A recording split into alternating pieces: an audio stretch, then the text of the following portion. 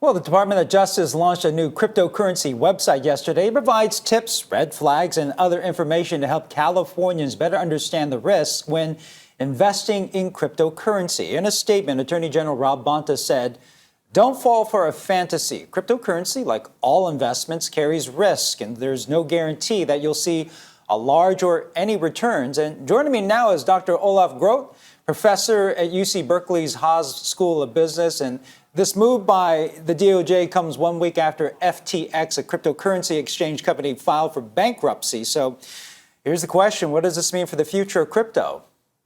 Yeah, I tell you, that's a really big question, because somebody paid themselves some early holiday gifts, I think, because based on what happened at FTX this past week with Sam Bankman-Fried, or SBF at the center, the founder.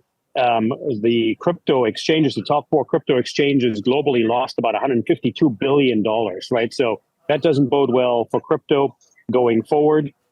Clearly, we need some clear regulation here.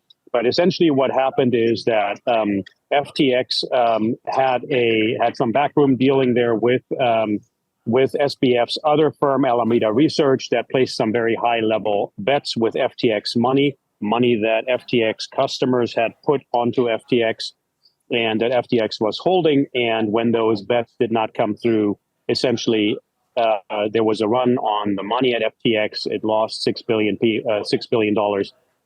And on top of all of that, there was a $370 million hack somewhere, apparently, and anywhere between $1 billion and $4 billion personal loans to some of the top management at Alameda Research. So all of this money, it's really confusing. We don't know where exactly it went. We don't know who has it. Some of it apparently got routed through various decentralized exchanges in Asia and elsewhere. And so now the SEC and various other U.S. agencies, rightly so, are trying to do some forensics on this and figure out, what happened here and disentangle it. But beyond that, we do have to get to regulation. And that's essentially 3 types of regulations, right? One is when customers are giving exchanges assets, whether it's crypto or cash, to custody, as it is called, to hold safe and secure, these exchanges have to be held to the same safety and security standards as banks are subject to. That's number one. Number two, same for cybersecurity, right? Some of these cybersecurity regulations at the exchanges seem to be a little bit lax.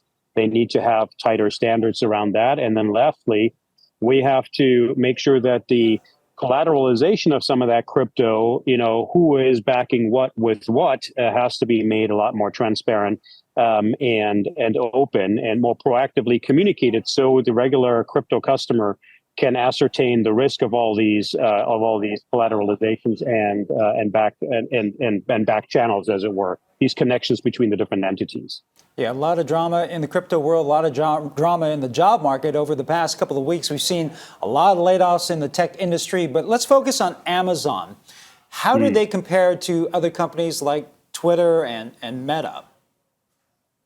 Well, so Amazon announced layoffs to the tune of about 10,000 people, mostly centered on the Seattle area, where headquarters is. About 3% of Amazon headquarters. Luckily, the Bay Area, didn't get a lot of fallout from that. I think there's about 270 or 290 jobs at stake, which, of course, is not nice for those people right before the holidays, but at least it's not a massive layoff yet again. Most of these employees are headquarters employees that are working on new products.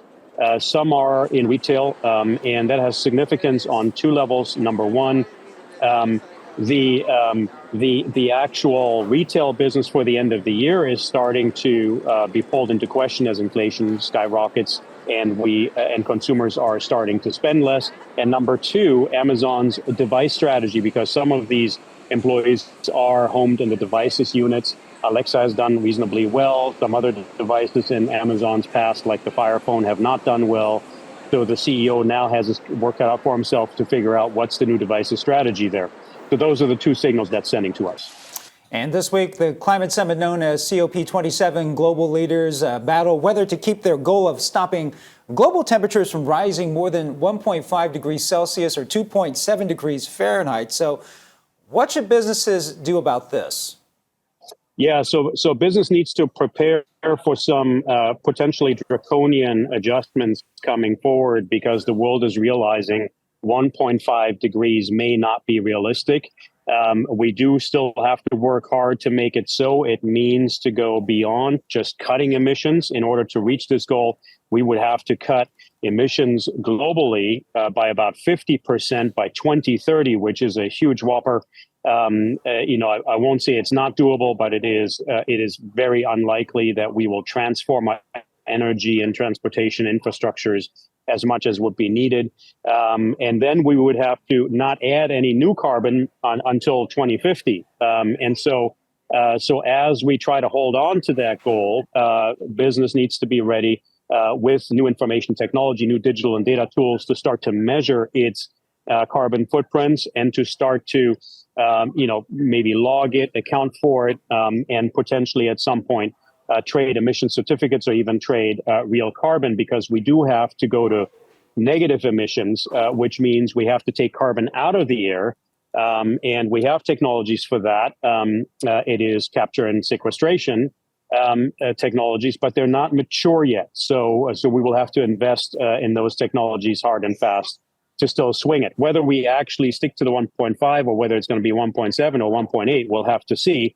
But every fraction has major impact on our economies, on our lives, on our health. So this is urgent, and I expect more legislation, more regulation to forthcome.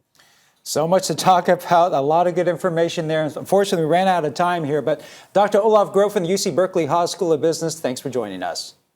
Thank you for having me. All right, thank you, sir.